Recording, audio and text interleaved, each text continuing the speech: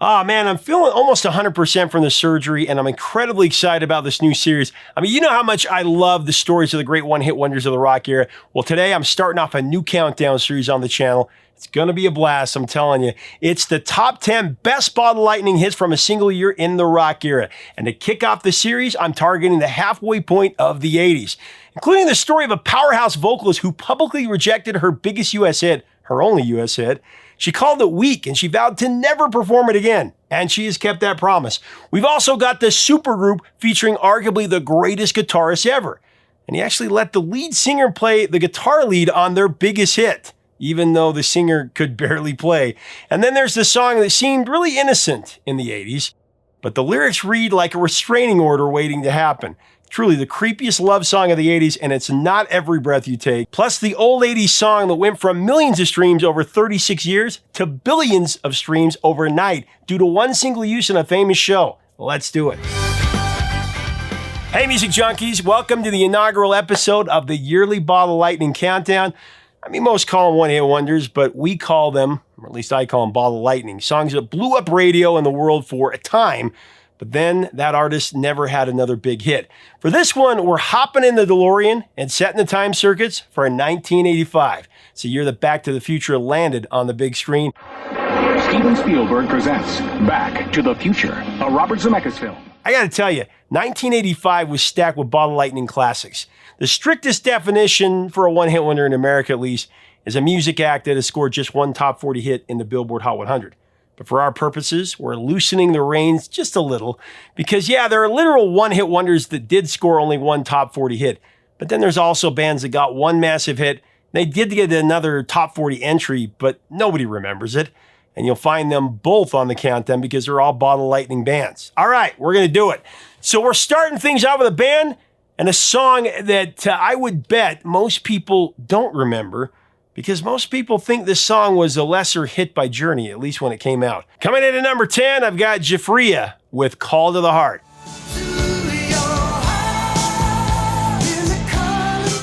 You know, for almost a decade, Greg Jafria manned the keyboards for the bold and stylish hard rock glam boys Angel. So back in 1975, Angel emerged out of Washington, D.C. with a look that really turned heads and dropped jaws.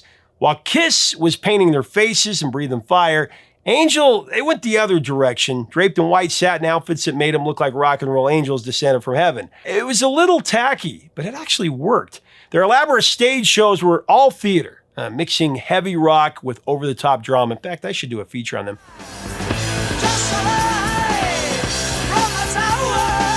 At the heart of it all was keyboardist Greg Jafria, whose instrumental prowess helped define Angel's signature sound throughout their original run. The band caught a major break when Kiss's Gene Simmons discovered them, helping secure a deal with Casablanca Records. From there, Angel released a string of albums, their self-titled debut in 1975, Hell of a Band in 1976, and On Earth as It Is in Heaven in 1977. But despite having the musical talent and a unique visual appeal, boys dressed in white satin stage drag, Angel, they didn't sell enough records and they crash landed to Earth in 1981. The heavenly ride was over from there and Angel disbanded. And then Greg went on to form his own band, Jafria. Now, Jafria signed to MCA Records in 1984 and their self-titled debut album followed soon after that.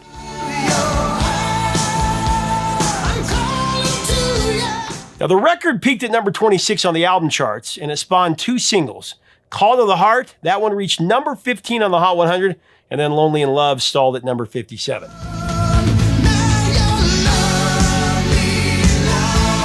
So lead singer David Glenn Isley, he's described Call to the Heart as cinema rock. He said it was very big, very euphoric, Star Wars, yet at the same time reeling down to earth. Actually, people mistook Isley for Steve Perry, thinking that this was a new Journey song. I mean, you can kind of hear it, right?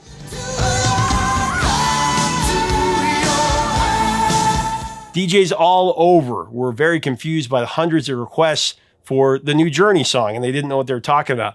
That definitely helped drive the song.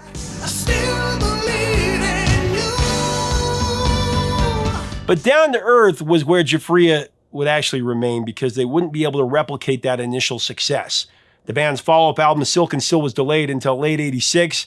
Months after that, Jafria was dropped from the label.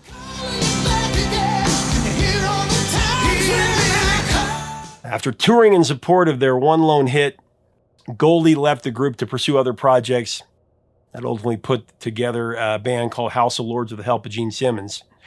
They were signed to Gene Simmons' label, and that record was released in '88. The band toured Cheap Trick and Ozzy, also Scorpions in 1989. But in the 90s and beyond, House of Lords kept busy. They released a long list of albums, and that's where they went.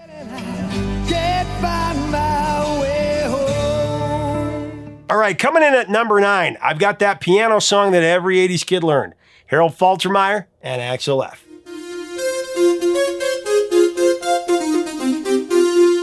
I mean, how could this not be on this list, right?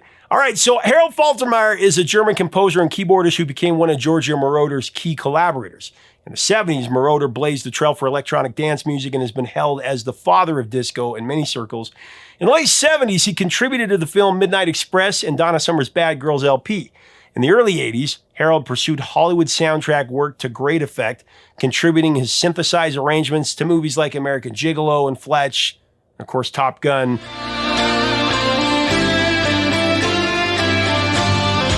And then in '84, it was Beverly Hills Cop. Faltermeyer was hired as the musical director for the Eddie Murphy flick, and the movie needed a theme for Murphy's streetwise character, Alex Foley. That's where he came in. During production, the now famous track was nicknamed the Banana Theme, because it was used to score that scene where Axel shoves a banana in the police car's tailpipe.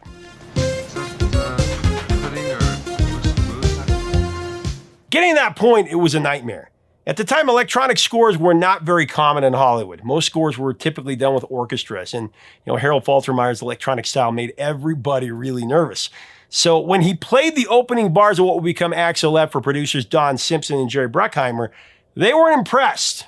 Not at all. According to Faltermeyer, when he played them the song, they kind of just looked at each other, and the look on their faces said it all. It was like, what the hell is this? In fact, there is a rumor that I've heard that Don Simpson was so nervous about it, he actually ran to the bathroom and threw up. He thought, what are we doing? We've made a big mistake here.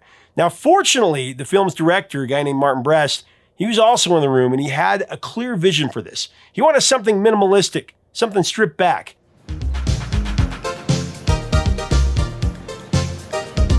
The second time through, Brest loved it.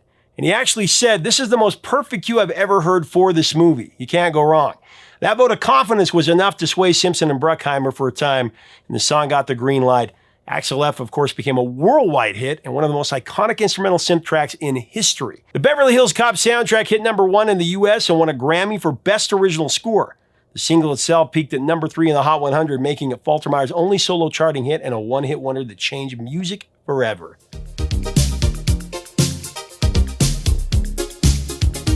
All right, before we get to number 8, remember to get your Vintage Years collection t-shirts. This is just a Def Leppard shirt, but on one of the Vintage Years, we've got Def Leppard on it. Make sure to get it. We've got all years. You can get it up here, down below. We got a special price going through all the holidays. Coming in number 8, I've got Katrina and the Waves with one of the catchiest songs ever.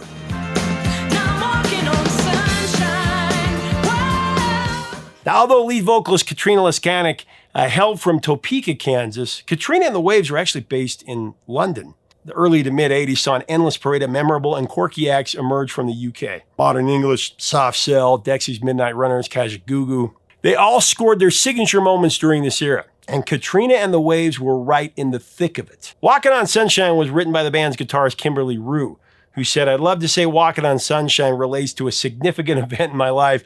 It's just a piece of simple fun. An optimistic song to be sure, despite us not being outstandingly cheery people at all. The rest of the band didn't like the song. They hated it. Lead singer Katrina was on record saying it wasn't really us, and Victor De La Cruz called the track irritating. And even Kimberly, who composed Walkin' on Sunshine, wasn't all that impressed with this song, with the creation. Disclosing it up until it became a hit, it was just another song. There was nothing special about it. Now that being said, Walkin' on Sunshine turned up on 2 of the band's albums. One of them actually named Walkin' on Sunshine. That LP dropped in December of 1983, and Walkin' on Sunshine was his first single, though it didn't make any waves on the charts at all. I'm walking on sunshine. 2 years later, the song would be re-recorded for their self-titled third studio album. On the second run, they actually had to adjust the song's key after the newly added horn section found the original too challenging to play. re-released on a single, I think it was in April of 85. This time, Walking on Sunshine charged out of the gates with its bright, boundless energy, and would spend more than 3 months in the Hot 100, and it would peak at number 9.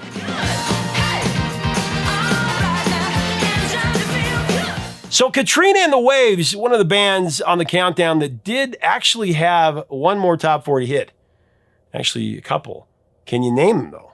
Let's be honest, not many of us remember listening to any of these on the radio. I'll give you a few seconds to see if you can remember what any of these were called.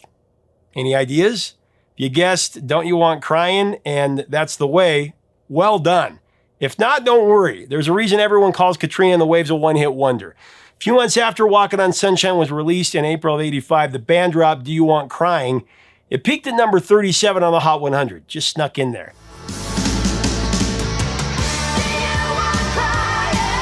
Then a few years later, in 1989, That's the Way reached number 16, actually.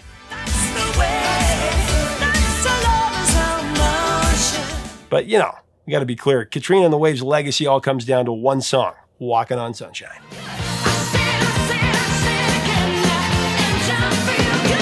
And of course, we all know Jack Black is a fan of Walking on Sunshine.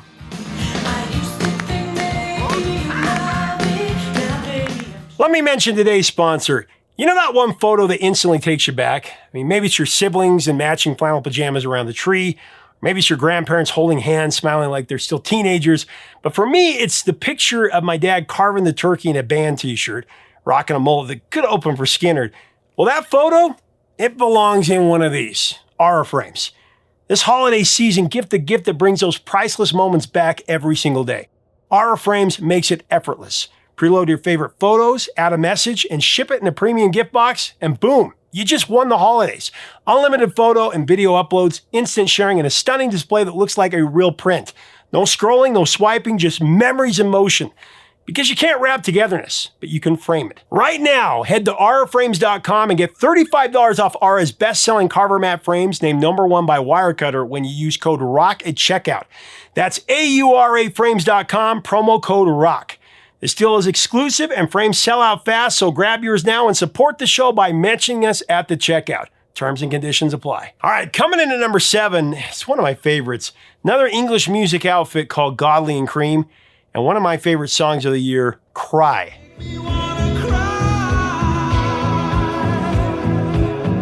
Godley and Creme, they were formed when Kevin Godley and Lil Creme left the band 10cc in 1976. The duo started working on Cry around 1978, and they were able to write the first verse, but then nothing else. Every time they went to work on the song, they just got nowhere, so it sat there. While Cry sat on the back burner, though, the pair discovered they had a talent for producing music videos. They actually built up an incredible reputation as the innovative directors of the 80s, turning out over 50 music videos in the decade. Do you recognize any of these? Every breath you take. Everybody went drunk tonight. It was the heat of the moment. Don't give up. I mean, these guys had a very innovative and distinct style for sure. Well, during this process, they connected with producer Trevor Horn, who did their #6 studio album, The History Mix Volume 1, which is a remix of songs spanning the career of Godley and Creme and their earlier bands. I'm not in love, no. But they didn't exactly have very much new material that was recording studio ready, and they needed that to sell the album. So they actually dug up this old project called Cry, song about a guy whose lover lies, cheats, and basically makes him want to cry.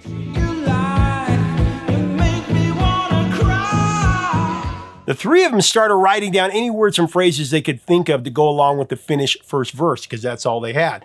After jotting down some notes, a few ideas, Godley stepped into the recording booth to try him out. He described this creation process as being patchwork together, and then they put it together improv on the spot. He just sang what was there, kind of threw it together, and it worked immediately. Cry reached number 16 on the Billboard Hot 100 chart, becoming Godley and Creme's lone top 40 hit in the U.S. It also reached number 19 in the UK singles chart, number 7 in Canada, number 6 on the US mainstream rock chart, and actually went to number 5 on the US AC chart. The song's music video, though, was even more groundbreaking. It was one of the first videos to actually blend the faces of different ages and races into one another.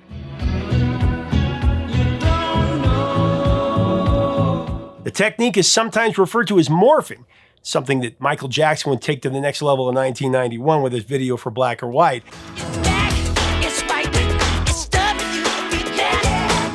But said Godley, it occurred to us that the song itself is kind of a song that anyone can sing. So we thought, why not just do that? Find a load of interesting faces, including ourselves, of course, and get them into the studio and get them to lip sync to the song and just see what happens. And of course, it was massive.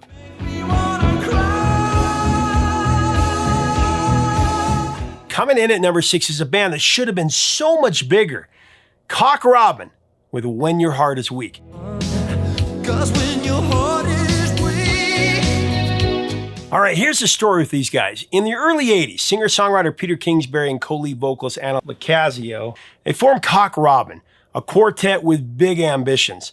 The band actually originated in San Francisco, California. In 1984, they landed a deal with Columbia and set to work on their self-titled debut album. By 1985, it was ready to roll. Their first single was When Your Heart Is Weak, a track whose lyrics have, let's say, some relationship red flags. I mean, consider these lines. When your heart is weak, I'm going to pick the lock on it. And you put me off and I will hunt you down again. Or how about, when your defenses are down, I bet you then you'll welcome me. Man, oh boy.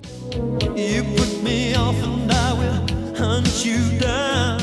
Today, this song reads like it was written by a stalker waiting in the shadows for their prey. Much creepier than Every Breath You Take even. Every step you take, I'll be watching you. So When Your Heart Is Weak, that lingered on the charts for quite a while, eventually crawling just inside the pop top 40 at number 35. It also reached number 28 on the rock charts.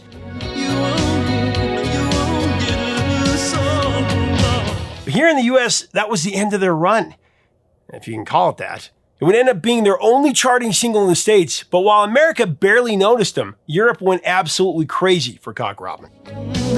I'm mighty patient when I have to be. When Your Heart Is Weak cracked the top 10 in multiple European countries, and their follow-up singles, Thought You Were On My Side and The Promises You Made, blew up even bigger, with The Promises You Made reaching number 1 in the Netherlands and Belgium and going top 10 in France, Switzerland, and Germany. So they were big there. You were on my side. The life I lived, remember the promise you made.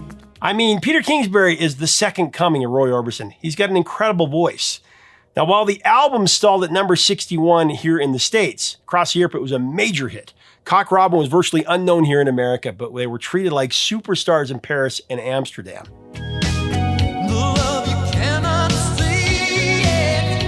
The band's next album, After Here Through Midland, that hit the shelves in 87, and it fared even worse in the US than its predecessor, topping out at 166 on the Billboard 200. None of its 3 singles placed on the Hot 100 at all. But across Europe, they ran it again. The album went top 10 in multiple countries, and the lead single, Just Around the Corner, that was another smash hit.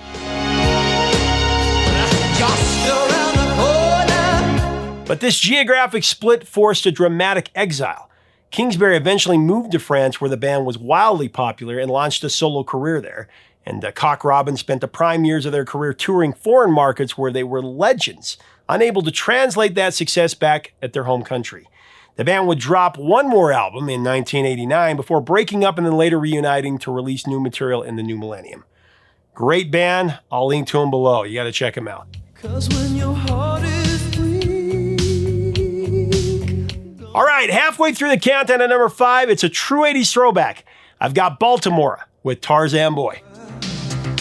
On my own, like Tarzan boy. Now, Baltimora was an 80s music project featuring singer Jimmy McShane from Northern Ireland. McShane joined forces with Italian musician and producer Maurizio Bassi. The duo chose the name Baltimora after Jimmy pulled out a map of the United States and he closed his eyes and blindly pointed to the city of Baltimore. They swapped the E for an A to make it, sound more Italian. Baltimora would release 2 albums, 1985's Living in the Background and 1987's Survive Your in Love. Best known for their international hit single Tarzan Boy, though, the song features a catchy electronic melody and an iconic Tarzan yell.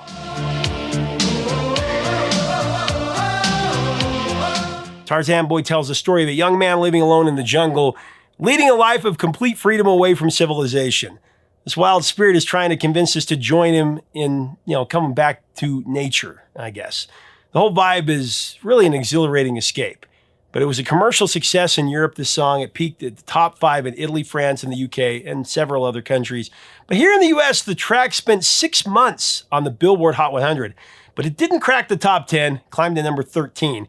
However, despite Tarzan Boy's success, the album only turned in moderate sales, peaking at just number 49 in the US. Baltimore's follow-up album featured a more band-oriented approach and a greater emphasis on disco, but it was released only in select European countries due to the disappointing sales of the singles that would follow Tarzan Boy. But in 1993, Tarzan Boy was re-recorded and re-released, and it re-entered the Hot 100, and it peaked at number 51, almost a decade after it first came out. That's thanks in part to the Cool Mint Listerine television commercial. Do you remember this? It's not just another mint mouthwash. Cool Mint Listerine. The advertisement featured a bottle of mouthwash swinging on a vine through the jungle. Of course, it didn't make any sense, but that ad campaign temporarily pushed the song back into pop culture consciousness. Gen X remembered it and bought it again.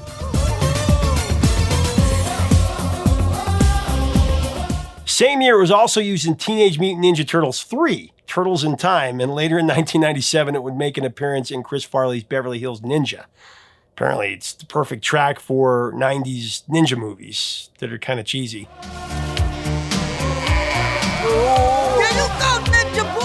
All right, coming in at number 4 on this Bottle Lightning countdown, it's the most insane instrument swap in rock history. Talking about Radioactive by The Firm, a supergroup featuring Led Zeppelin's Jimmy Page, Free and Bad Company's Paul Rodgers, Uriah Heep and Manfred Mann's Chris Slade, and of course Chris Slade spent time with AC/DC, and Tony Franklin, who would later join Whitesnake and Quiet Riot.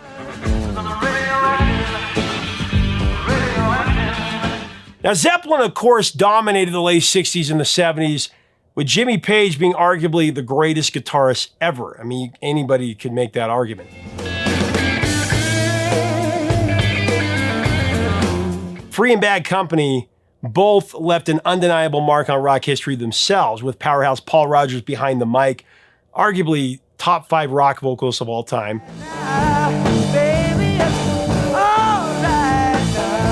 So when these two titans joined forces in 1985, expectations were sky high for a badass supergroup.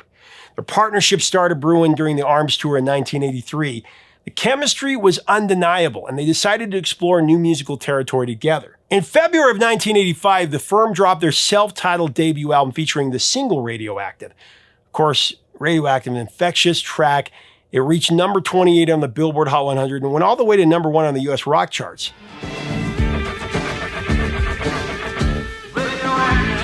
Paul Rodgers wrote Radioactive entirely on his own, and he handled the vocals too. He later joked about it being a 5-minute write, amazed at how quickly it came together compared to some of their more elaborate pieces. It just flowed out of him.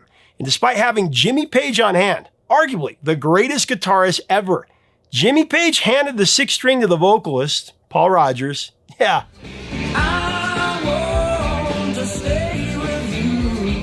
Rodgers stepped in for Jimmy Page and actually played the guitar solo and the guitar on Radioactive himself. I mean, it's a testament to Rodgers' versatility as a musician. The guy could do it all, even though he barely played guitar. Here's what Paul Rodgers told me about it. I think I actually played the solo on that. You did? Yeah. That's one of the most interesting stories about this, is that you executed the guitar solo, not Jimmy Page. I know. What a cheek, eh? What a nerve. Sorry. But you know, what that was is a finger exercise that Alexis Corner showed me. It's da-da-da-da-da, and I thought it sounded so robotic.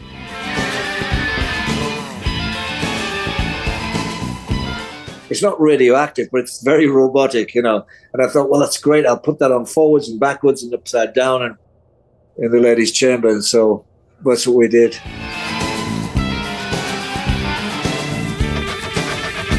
So how did you convince Jimmy and have the confidence and courage to do that? Jimmy said, go ahead, you know. I mean, it was very hard to do it because the tempo, by the time we'd played it, it was a lot faster than I was used to doing the exercise. So I had to work frantically at it.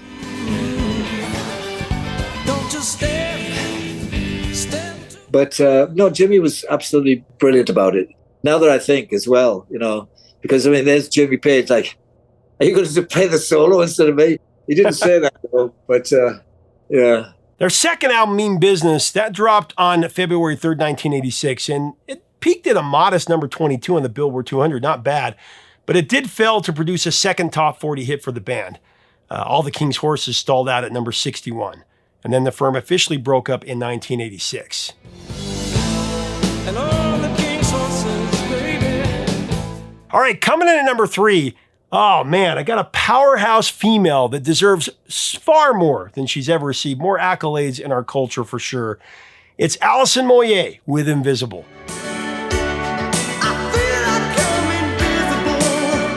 Now, before going solo, Alison Moyet made her name as the powerhouse vocalist of the synthesizer duo Yazoo, known as Yaz here in the States. Alison, together with Vincent Clarke, formerly of Depeche Mode and who would later be a part of Erasure, the two released the album Upstairs at Eric's in 1982. One of the best albums of the early 80s. The album spawned 2 #1 US dance chart hits with Don't Go and Situation, both powerhouses. Don't you know, I never gonna let you go. Don't go. Blue white dress for every situation. A second album followed in 1983 with another #1 dance chart hit, Nobody's Diary. Of course, they had Only You. Critics consistently praise Alison's outstanding natural blues voice.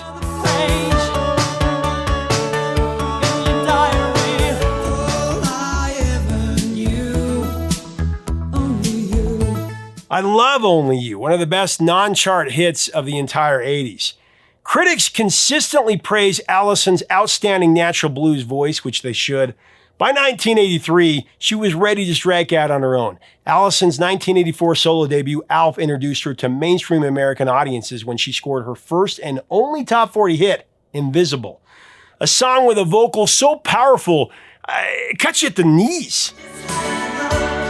You treat me like I'm invisible. Now, it landed at number 31, should have done much better, but at the time, Invisible was her calling card. A synth-driven track that showcased her incredible vocal range and why she was one to trifle with as far as female vocalists. Here's the twist, though. In the years since, Alison Moyet has publicly rejected the song's entire premise. Now, Invisible tells the story of someone who desperately needs their partner to validate them. And the narrator defined by their lack of attention and longing for affirmation. It was a powerful and emotional track at the time, but in hindsight, Alison Moyet has come to view the persona in the song as very weak, creating a dramatic disconnect between the singer and the material. In interviews, she's been blunt about it, saying the song really troubles her. She said, it's a song about someone who needs someone else to affirm them. That's not who I am. If someone is being that much of an arsehole to me, I kick them into touch. I don't really know what that means, but those were her words. By 2017, though, Alison stopped performing Invisible entirely, explaining that the message just no longer resonated with her.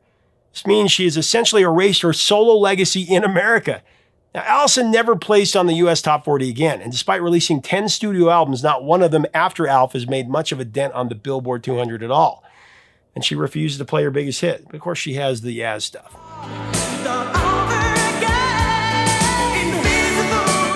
All right, so we made it to number 2, the runner-up, the bridesmaid, the silver medalist, and I'm going Scritti Politti with Perfect Way.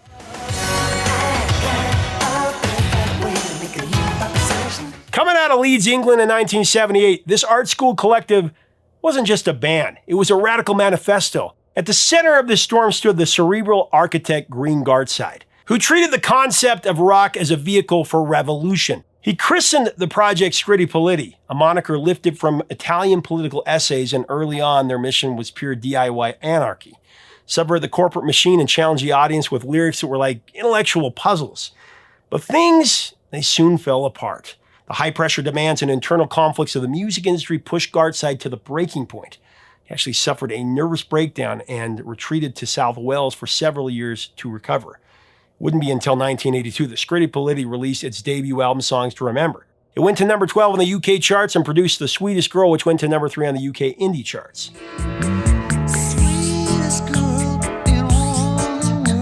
But of course, it would be their next album that American listeners would remember, Cupid and Psyche 85. So this one climbed to number 50 on the US charts and featured Perfect Way, a perfect song.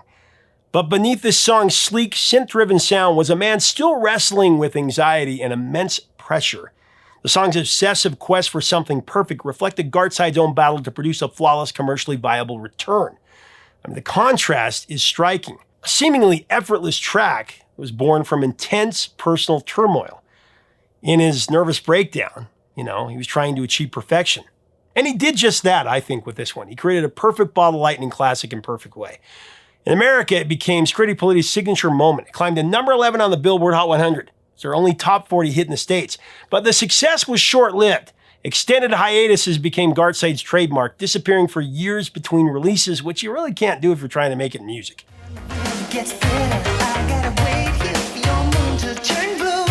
Having said that, though, Perfect Way is the perfect song for the 80s. G.O.A.T really did reach perfection at least once in his career, and Scritti Politti's other stuff's really good.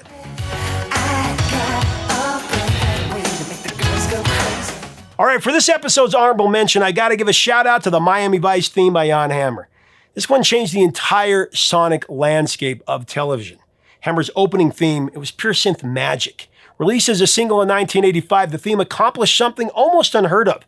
It hit number 1 on the Hot 100 as an instrumental. That doesn't happen at all.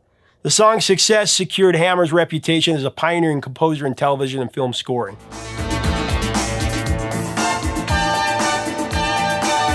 All right, we finally made it to the top of the countdown, and at number 1, tell you, we're running up that hill with Kate Bush.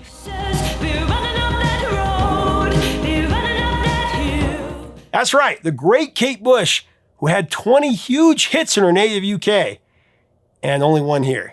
I feel like that's a theme for today. Artists that were massive in the UK, but one-hitters here in the US.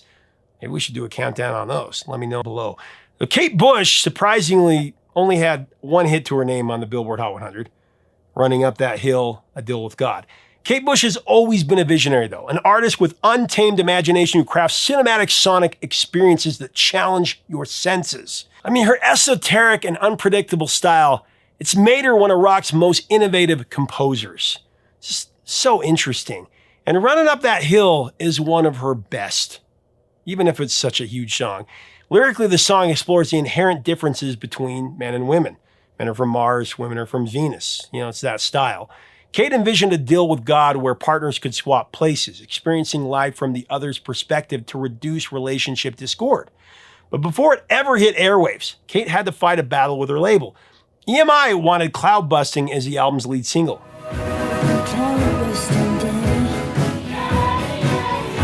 But Kate, she disagreed. She believed that Running Up That Hill was the song, and she pushed hard to make it the album's opening statement. She really wanted this. That's not the whole story, though. There was also an issue with the title. The song actually was originally called A Deal with God, but it ran into resistance from the EMI executives who worried about radio blacklisting it because it referenced God. Kate reluctantly compromised making A Deal with God parenthetical, although she admits it's something she's always regretted not fighting for.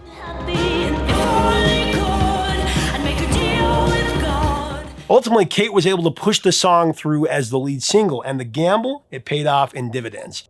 Released on August 5th, 1985, 6 weeks before the album, Running Up That Hill stormed the UK charts, peaking at number 3. It dominated Europe. It hit the top 10 in Germany and Ireland and Belgium and Australia and the Netherlands and in France. And here in the States, it reached number 30 on the Billboard Hot 100, making it Kate's biggest American hit by far. It's kind of the perfect pick for number 1 because, Stranger Things is rocking Netflix right now.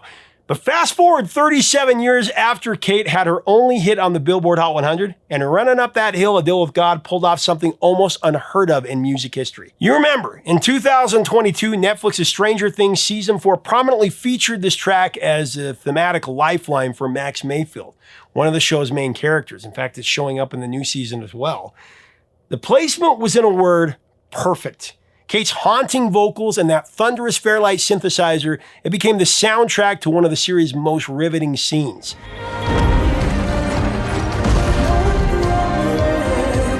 A whole new generation discovered Kate Bush's genius. The song exploded again. It hit number 3 on the Billboard Hot 100, 37 years after it hit number 30. It crushed its original 1985 standing. Millions of daily streams flooded in as fans, old and new, couldn't get enough. The revival reestablished her as an influential force in modern pop culture. It became the only song from the 80s to go from a few 100 million views to billions almost overnight.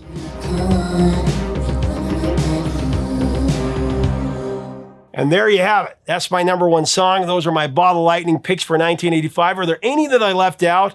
Man, you got to check out Cock Robin. And what do you think? What are your top Bottle Lightning songs of 1985? Are there any that I left out? Let's cover those. Let's celebrate these below. I love talking about these hidden gems because we got to get more. We got to add more to our playlist here. If you like our content, we invite you to subscribe. If you want to get the Vintage Years collection, this isn't the shirt, but there are shirts that have celebrating the best years of music. You can click up here or below. Until next time, 3 chords and the truth, my friends.